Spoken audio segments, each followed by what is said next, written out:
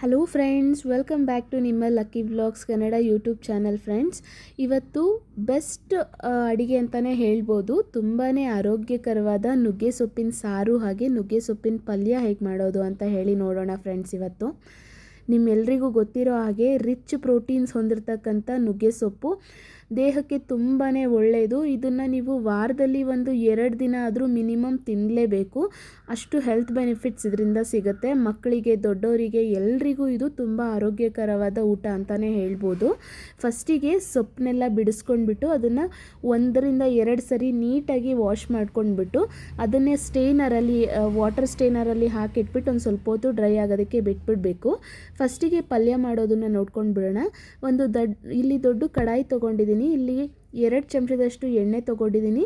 ಇದಕ್ಕೆ ಜೀರಿಗೆ, ಸಾಸಿವೆ, ಕರಿಬೇವು ಹಾಗೆ ಈರುಳ್ಳಿ ಹಾಕಿಬಿಟ್ಟು ಸ್ವಲ್ಪ ಫ್ರೈ ಮಾಡ್ಕೊಳ್ತೀನಿ. ಇದರಿಂದ 2-3 ಎಸಳು ಬೆಳ್ಳುಳ್ಳಿನ ಜಜ್ಜಿಬಿಟ್ಟು ಹಾಕ್ಕೊಳ್ತಾ ಇದ್ದೀನಿ. ಇದು ಸ್ವಲ್ಪ ಫ್ರೈ ಆಗ್ತಿದ್ದಂಗೆ ನಾವು ಆಲ್ರೆಡಿ ವಾಶ್ ಮಾಡಿ ಇಟ್ಕೊಂಡಿರೋವಂಥ ನುಗ್ಗೆ ಸೊಪ್ಪನ್ನ ಇದಕ್ಕೆ ಬೆರೆಸ್ಕೊಂಡು ನೀಟಾಗಿ ಫ್ರೈ ಮಾಡ್ಕೋಬೇಕಾಗತ್ತೆ. ಇಲ್ಲಿ ನಾವು ಯಾವುದೇ ರೀತಿ ನೀರು ಹಾಕೋಂಥ ಅಗತ್ಯ ಇರೋದಿಲ್ಲ ಫ್ರೆಂಡ್ಸ್. ನೀಟಾಗಿ ಎಣ್ಣೆನಲ್ಲೇ ಇದು ಫ್ರೈ ಆಗಿಬಿಡತ್ತೆ. ಆದಷ್ಟು ಎಳೆ ಸೊಪ್ಪನ್ನು ತೊಗೊಳ್ಳೋದಕ್ಕೆ ಟ್ರೈ ಮಾಡಿ, ಕಹಿ ಬರೋದಿಲ್ಲ ಅದಕ್ಕೋಸ್ಕರ.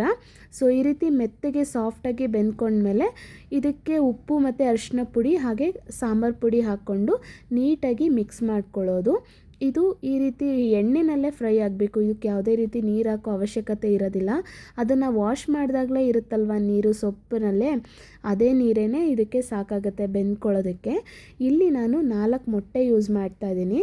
ಇದಕ್ಕೆ ಮೊಟ್ಟೆ ಹಾಕೋದ್ರಿಂದ ತುಂಬ ಅಂದರೆ ತುಂಬಾ ಟೇಸ್ಟಿಯಾಗಿರುತ್ತೆ. ಹಾಗೆ ಸೊಪ್ಪು ಒಂದು ಸರಿ ಕಹಿ ಬರುತ್ತೆ. ಆ ಥರ ಟೈಮಲ್ಲಿ ನೀವು ಮೊಟ್ಟೆ ಹಾಕಿದರೆ ಅದರಲ್ಲಿ ಕಹಿ ಕೂಡ ಬರೋದಿಲ್ಲ. ಆದರೆ ನೀವು ಇನ್ನೂ 2 ಎಕ್ಸ್ಟ್ರಾ ಮೊಟ್ಟೆ ಹಾಕ್ಕೊಂಡ್ರೂ ಪರವಾಗಿಲ್ಲ. ಇಲ್ಲಿ ನಾನಿಲ್ಲಿ 4 ಮೊಟ್ಟೆ ಹಾಕ್ಕೊಳ್ತಾ ಇದ್ದೀನಿ. ಇಷ್ಟು ಸೊಪ್ಪಿಗೆ 4 ಮೊಟ್ಟೆ ಸಾಕಾಗುತ್ತೆ. ಇದು ಕೂಡ ಈ ರೀತಿ ಡ್ರೈ ಆಗೋವರೆಗೂ ನಾವು ನೀಟಾಗಿ ಫ್ರೈ ಮಾಡ್ಕೋಬೇಕಾಗತ್ತೆ.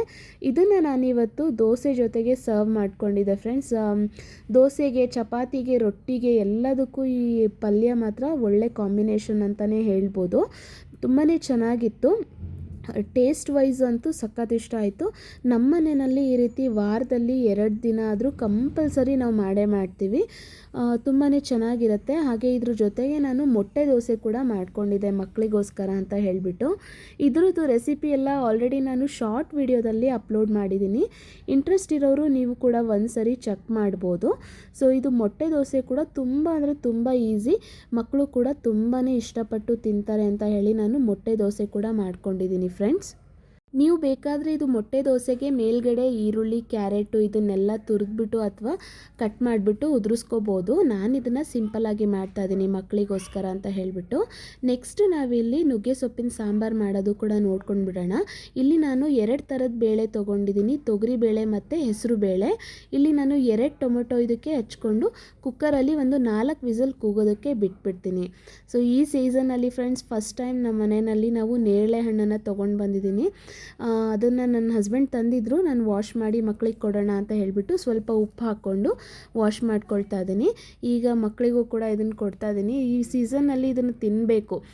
ಯಾವ್ಯಾವ ಸೀಸನಲ್ಲಿ ಫುಡ್ಗಳು ಬರುತ್ತೆ, ಫ್ರೂಟ್ಸ್ಗಳು ಬರುತ್ತೆ, ಅದನ್ನು ಆಗಾಗಲೇ ತಿನ್ನಬೇಕು. ಯಾಕಂದರೆ ಎಲ್ಲ ರೀತಿಯ ಪ್ರೋಟೀನ್ಸ್ಗಳು ಕೂಡ ಬಾಡಿಗೆ ಸಿಗಬೇಕಲ್ವ. ಹಾಗಾಗಿ ನನಗಂತೂ ನೇರಳೆ ಹಣ್ಣು ತುಂಬಾ ಇಷ್ಟ ಆಗುತ್ತೆ. ಎಷ್ಟು ಕೊಟ್ಟರು ತಿಂತೀನಿ ಅಂತಲೇ ಹೇಳ್ಬೋದು. ಮಕ್ಕಳು ಸ್ವಲ್ಪ ಒಗ್ರು ಅಂತ ಹೇಳ್ತಾಯಿದ್ರು. ಅದಾದಮೇಲೆ ಸ್ವಲ್ಪ ಉಪ್ಪನ್ನು ಕೂಡ ಹಾಕಿಬಿಟ್ಟು ನೀಟಾಗಿ ಮಿಕ್ಸ್ ಮಾಡಿ ಕೊಟ್ಟರು ನನ್ನ ಹಸ್ಬೆಂಡು. ಆವಾಗ ತಿಂದರು ಚೆನ್ನಾಗಿದೆ ಅಂತ ಹೇಳಿಬಿಟ್ಟು. ಸೊ ಈಗ ಬೇಳೆ ಕೂಡ ಬೆಂದಿದೆ, 4 ವಿಸಲ್ ಕೂಗಿಸ್ಕೊಂಡಿದ್ದೆ. ಈ ರೀತಿ ಬೇಳೆ ಮತ್ತು ಟೊಮೆಟೊನ ನೀಟಾಗಿ ಒಂದು ಸ್ಮ್ಯಾಶರ್ ಸಹಾಯದಿಂದ ನೀಟಾಗಿ ಸ್ಮ್ಯಾಶ್ ಮಾಡ್ಕೊಂಡು ಬಿಡೋಣ. ಬೇಳೆ ಮಸ್ಕೊಂಡ್ಬಿಡೋಣ. ಇದಾದಮೇಲೆ ಒಗ್ಗರಣೆಗೆ ರೆಡಿ ಮಾಡ್ಕೊಳ್ಳೋಣ. ಇಲ್ಲಿ ಒಂದು ಪಾತ್ರೆಗೆ 2 ಚಮಚ ಆಯಿಲ್ ಹಾಕ್ಕೊಂಡು ಇದಕ್ಕೆ ಸೇಮ್ ಆ್ಯಸ್ ಯೂಶ್ವಲ್ ಜೀರಿಗೆ ಮತ್ತು ಸಾಸಿವೆ ಹಾಕ್ಕೊಂಡು ಫ್ರೈ ಮಾಡಿಕೊಂಡು ಕರ್ಬೇವಿನ ಸೊಪ್ಪು, ಬೆಳ್ಳುಳ್ಳಿ ಹಾಕ್ಕೊಂಡು ಇದನ್ನು ನಾನು ಬೆಳ್ಳುಳ್ಳಿ ಅಷ್ಟೇ ಹಾಕ್ಕೊಳ್ತಾ ಇದ್ದೀನಿ ಒಗ್ಗರಣೆಗೆ. ಜಜ್ಜಿಬಿಟ್ಟು ಹಾಕ್ಕೊಳ್ತೀನಿ. ನಾನು 7-8 ಬೆಳ್ಳುಳ್ಳಿ ಎಸಳನ್ನು ನಾನು ಇಲ್ಲಿ ಜಜ್ಜಿಬಿಟ್ಟು ಹಾಕ್ಕೊಂಡಿದ್ದೀನಿ.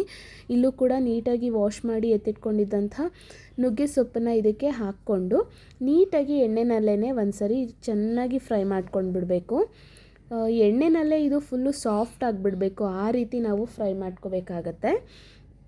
ಇದು ಫ್ರೈ ಆಗಿದ ತಕ್ಷಣ ಸ್ವಲ್ಪ ಲೈಟಾಗಿ ಬೇಗನೆ ಫ್ರೈ ಆಗಬೇಕು ಅಂತ ಹೇಳಿದರೆ ನಾವು ಇದಕ್ಕೆ ಫಸ್ಟಿಗೆ ಅರಿಶಿನ ಪುಡಿ ಹಾಗೆ ಉಪ್ಪನ್ನು ಕೂಡ ನಾವು ಹಾಕ್ಕೋಬೇಕಾಗತ್ತೆ. ಈ ರೀತಿ ಹಾಕ್ಕೊಳ್ಳೋದ್ರಿಂದ ಬೇಗನೆ ಬೆಂದ್ಬಿಡುತ್ತೆ ಇದು.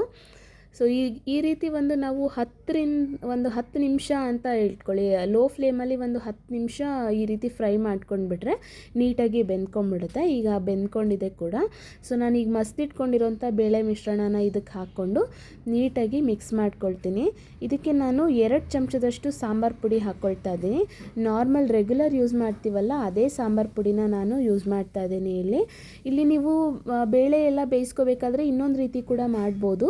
ಹಸಿಮೆಣ್ಸಿನ್ಕಾಯಿ ಕೂಡ ನೀವು ಹಾಕ್ಬೋದು. ಹಸಿಮೆಣ್ಸಿನ್ಕಾಯಿ ಹಾಕಿದರೂ ಕೂಡ ತುಂಬಾ ಟೇಸ್ಟ್ ಬರುತ್ತೆ. ಬಟ್ ನಾನಿಲ್ಲಿ ಹಸಿಮೆಣ್ಸಿನ್ಕಾಯಿ ಯಾಕೆ ಯೂಸ್ ಮಾಡಿಲ್ಲ ಅಂದರೆ ನಮ್ಮ ಮನೆಯಲ್ಲಿ ನಾವು ಹಸಿಮೆಣ್ಸಿನ್ಕಾಯಿ ತಿನ್ನೋದಿಲ್ಲ. ಹಾಗಾಗಿ ನಾನು ಹಸಿಮೆಣ್ಸಿನ್ಕಾಯಿ ಹಾಕಿಲ್ಲ. ಈ ರೀತಿ ಸಾಂಬಾರು ಪುಡಿನಲ್ಲೇ ಮಾಡ್ಕೊಂಡಿದ್ದೀನಿ. ಇದು ಕೂಡ ತುಂಬ ಅಂದರೆ ತುಂಬಾ ಟೇಸ್ಟಿಯಾಗಿ ಬಂದಿತ್ತು ಫ್ರೆಂಡ್ಸ್. ಸಖತ್ತು ಚೆನ್ನಾಗಿತ್ತು. ಮಕ್ಕಳಿಗೆ, ನನ್ನ ಹಸ್ಬೆಂಡ್ಗೆ ಎಲ್ರಿಗೂ ಇಷ್ಟ ಆಗುತ್ತೆ. ಸೊ ಈ ರೀತಿ ಮಾಡಿದ್ದೀನಿ. ನೀವು ಒಂದ್ಸರಿ ಟ್ರೈ ಮಾಡಿ. ಸೊ ಆಲ್ರೆಡಿ ನೈಟ್ ಕೂಡ ಆಗಿತ್ತು ಫ್ರೆಂಡ್ಸ್. ನನ್ನ ಮಕ್ಕಳಿಗೆ ಅವ್ರ ತಂದೆ ಜೊತೆ ಆಟಾಡೋದು ಅಂದರೆ ಎಷ್ಟು ಇಷ್ಟ ಅಂದರೆ, ನನ್ನ ಹಸ್ಬೆಂಡಿಗೆ ಜಾಸ್ತಿ ಟೈಮ್ ಸಿಗೋದಿಲ್ಲ ಮಕ್ಕಳ ಜೊತೆ ಟೈಮ್ ಸ್ಪೆಂಡ್ ಮಾಡೋದಕ್ಕೆ. ಆಫೀಸ್ಗೆ ಹೋಗಿ ಬಂದಮೇಲೆ ಆಫೀಸ್ ವರ್ಕ್ ಕೂಡ ಮನೆಯಲ್ಲಿ ಬಂದು ಮಾಡ್ತಾಯಿರ್ತಾರೆ. ನೈಟ್ ಹೊತ್ತಲ್ಲಿ ಅವ್ರ ಮಕ್ಕಳ ಜೊತೆ ಟೈಮ್ ಸ್ಪೆಂಡ್ ಮಾಡೋದು ತುಂಬಾ ಕಮ್ಮಿ. ಅಪರೂಪಕ್ಕೆ ಇವತ್ತು ಅವ್ರ ಜೊತೆ ಆಟಾಡ್ತಾ ಇದ್ದಾರೆ. ಅವ್ರಿಗೆ ನಿಜವಾಗ್ಲೂ ಅವ್ರ ಅಪ್ಪನ ಜೊತೆ ಆಟಾಡೋದು ಅಂದರೆ ಸಖತ್ ಇಷ್ಟ ಮಕ್ಕಳಿಗೆ. ಅದರಲ್ಲೂ ಎಲ್ರಿಗೂ ಗೊತ್ತಿರೋ ಹಾಗೆ ಹೆಣ್ಮಕ್ಳಿಗೆ ಅಪ್ಪಂದಿರಂದರೆ ಎಷ್ಟು ಇಷ್ಟ ಅಲ್ವಾ. ನಾವು ಇಡೀ ದಿನ ಆಟಾಡಿಸಿದ್ರೂ ಕೂಡ ಅವರು ಅಷ್ಟೊಂದು ಖುಷಿ ಪಡಲ್ಲ. ಅದೇ ಅವ್ರ ತಂದೆ ಒಂದು 10 ನಿಮಿಷ ಅಥವಾ 15 ನಿಮಿಷ ಅವ್ರ ಜೊತೆ ಟೈಮ್ ಸ್ಪೆಂಡ್ ಮಾಡಿಬಿಟ್ರೆ ಮಾತ್ರ ಏನೋ ಚಿನ್ನ ಸಿಗ್ದಂಗೆ ಆಟ ಆಡ್ತಿರ್ತಾರೆ. ನನ್ನ ಮಕ್ಕಳು ಕೂಡ ಹಾಗೇ ತುಂಬ ಅಂದರೆ ತುಂಬಾ ಇಷ್ಟಪಡ್ತಾರೆ ಅವ್ರ ಪಪ್ಪನ. ನನ್ನೂ ಇಷ್ಟಪಡ್ತಾರೆ, ಬಟ್ ಅವ್ರ ಪಪ್ಪನ ಇನ್ನೂ ಸ್ವಲ್ಪ ಜಾಸ್ತಿ ಅಂತಲೇ ಹೇಳ್ಬೋದು ಇಬ್ಬರು ಕೂಡ. ಬಟ್ ನನ್ನ ಚಿಕ್ಕ ಮಗಳು ಮಾತ್ರ ನನ್ನೂ ಕೂಡ ತುಂಬ ಅಂದರೆ ತುಂಬ ಇಷ್ಟಪಡ್ತಾಳೆ. ಸೊ ಇಷ್ಟು ಫ್ರೆಂಡ್ಸ್, ಇವತ್ತಿನ ವಿಡಿಯೋ ಕೂಡ ಇಷ್ಟೇ. ಸೊ ಇವತ್ತಿನ ವಿಡಿಯೋ ನಿಮ್ಗೆಲ್ರಿಗೂ ಇಷ್ಟ ಆಗಿದೆ ಅಂತ ಅಂದ್ಕೊಂಡಿದ್ದೀನಿ. ಇಷ್ಟ ಆಗಿದರೆ ಲೈಕ್ ಮಾಡಿ, ಶೇರ್ ಮಾಡಿ, ಹಾಗೆ ಸಬ್ಸ್ಕ್ರೈಬ್ ಮಾಡ್ಕೊಳ್ಳಿ. Thank you friends.